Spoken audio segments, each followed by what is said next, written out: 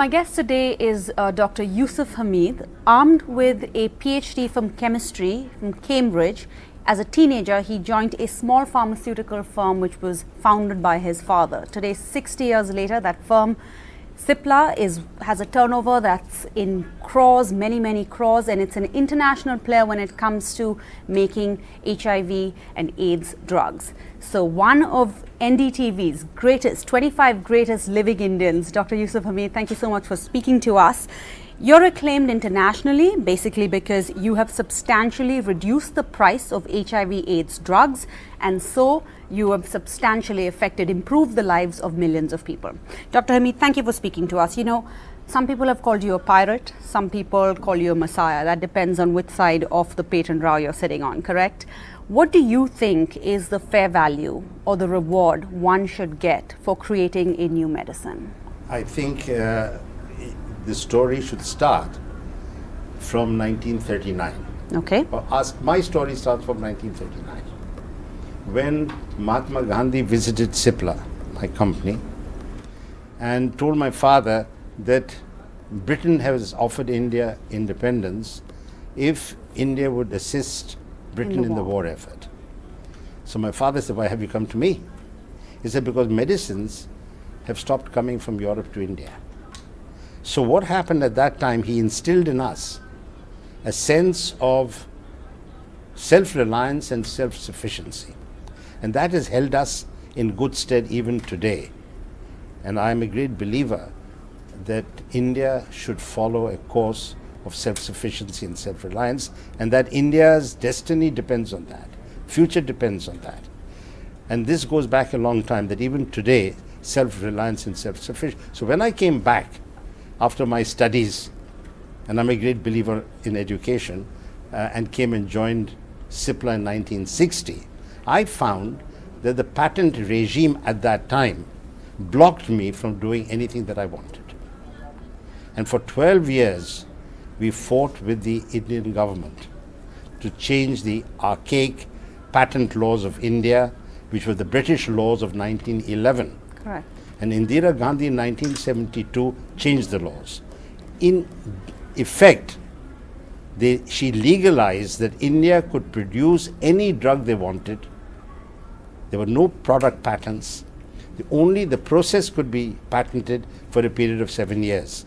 And it gave us the legal freedom to introduce into India any new drug we wanted and made us self-sufficient. So what you see today in India in the health care business, where we are today self-sufficient, was definitely because of the 1972 Patent Act, gave us the freedom that today India is regarded as the pharmacy capital of the world. Correct. So, yeah. So I'll go back to the question about the value of creating a new product. But so then where do you see the relevance of a company like Cipla in this new world today, where patents can't be broken, where the TRIPS agreement comes into play by 2015 or 2013? It is already in place. All right. It's in place 2013. It is already in place. 1995. Okay. It got into place. So I'm coming to that. So it allowed us the legal freedom, and all the HIV AIDS drugs that Cipla manufactured in the 90s and in the early 2000s were all legal. So the question of piracy doesn't come in. Everything that we do is legal. We do not break any laws. That's in Africa as well. What I'm trying to picture, and I'll give you the Indian example. Do you know what is the disease pattern in India? No. Let me tell you. 110 million mentally retarded or mental patients, 80 million cardiac, 60 million asthmatics, 50 million hepatitis cases. Diabetes. 1 in 3 Indians has got latent TB, 60 million diabetics. Health care in India is a permanent crisis. And we have never ever questioned patents. Please listen to me very carefully. I'm a scientist. I honor science, and I do believe that science is important. But what we are against is monopoly. India, with this disease pattern I've just shown, with a population that is going to be 1.65 billion by 2050, we simply cannot afford a monopoly in healthcare. So And what happens now that India is signatory to the TRIPS agreement? What India happens is to Indian signatory- pharmaceutical Yeah. companies? So within the gambit of what is called trade-related intellectual property, there are flexibilities. And it is up to India to use its flexibilities that are legally allowed. And one of the major flexibilities is the question of compulsory licensing. Or now I've coined the word arbitrary licensing. I don't, compulsory is a bit harsh.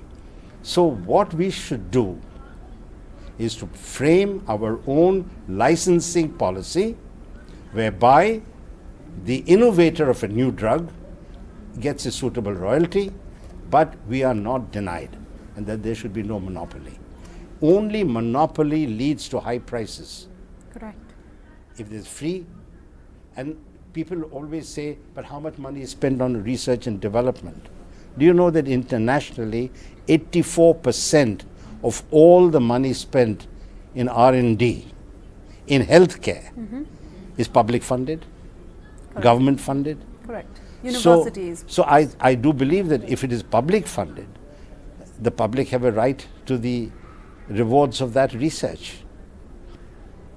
And this is the one thing, and for India to survive in the future, you cannot afford monopoly in healthcare.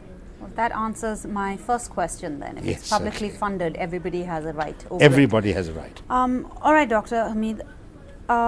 You've really made your name, and your legacy is really that you've helped fight the serious problem of AIDS and HIV in countries like Africa. How do you feel about the fact that you haven't really been able to do it to that extent in India? For example, you've offered medicines to the Indian government, which they haven't picked up because of our own issues with where we see the AIDS epidemic in India. Let's talk first internationally. Okay. What happened in the HIV/AIDS front is very simple. It is a question of what was being sold in Africa for $12,000 per patient per year. We offered at $300 a day. And that somehow changed the face of treatment of HIV/AIDS. It transformed the entire It transformed. story. And it also showed the greed of the large multinational companies. Even today, the largest selling AIDS drug in the world in America, Cipla, is sold for $24,000 per patient per year, and we are giving it to Africa at below $100 per patient per year. So there's a big disparity, and it again proves my point, which people in India and particularly the government are not understanding, the power of monopoly. If you have a monopoly, you can price whatever you want. So how do we break monopoly in healthcare? That should be the main concern of our government in healthcare and Ministry of Health. This is our belief, that monopoly. Now, why it doesn't affect monopoly so much in England? Would you like to know why? Yes. Because if you're a monopolist and your customer is also monopoly or a monopolist, he dictates terms. In England, with the health system, NHS, government buys. In Australia, government buys. In Germany, government buys. Not in India. So you have to have a different framework. So in India, the government does buy, like we have a policy, NACO, etc. But when the government doesn't give as much of a priority to the problem of AIDS, something you've built your entire legacy on, what does that make you feel? I think on the AIDS, let's keep the AIDS issue aside for the time being. I do believe that if the government wants to introduce cheaper medicines, better medicines, then what they should really do is draw up an essential drug list. Now, by essential drug list, I mean not drugs that are 20 years old and 30 years old, which 20 people are making in India, because that's competition. Make out an essential drug list of key drugs that only a few companies are making. Okay. Produce them in your public funded and public laboratories. You've got IDPL, you've got Hindustan Antibiotics, you've Bengal Chemicals, Smiths. You've got 12 public sector pharmaceutical companies. And I assure you, and I'm saying this publicly, that companies like Cipla are prepared to give technology to the Indian government's factories totally free. You produce your essential drugs. You price them according to what you want. And the rest of the country will have to follow suit. So do that for drugs which are manufactured in India today by a limited number of players, and where there is monopoly today. Under the new law, all the diabetic drugs are monopoly, all the biotech drugs are sold under monopoly. Monopoly leads to high prices. There is no doubt about that.